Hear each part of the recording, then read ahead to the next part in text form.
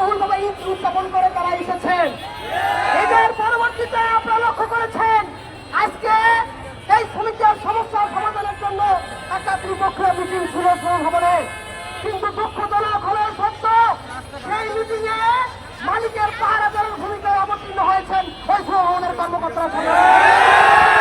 সেইখানে আমাদেরকে বলা হয়েছে মালিক দেশে নাই, 4 জন মালিক, একজন তিনি এখানে এসেছেন, তিনি বলেন আমরা 3 জন মালিকের দায়িত্ব নিতে পারবো না।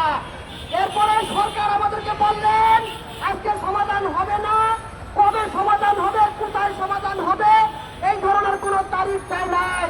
তাৎক্ষণিকভাবে আমরা মালিক এবং সরকারের বক্তব্য শুনে সেই মিটিং প্রত্যাখ্যান করে আমরা এখন মিছিল সহকারে এখন বর্তমানে প্রেস ক্লাবের সামনে অবস্থান করছি।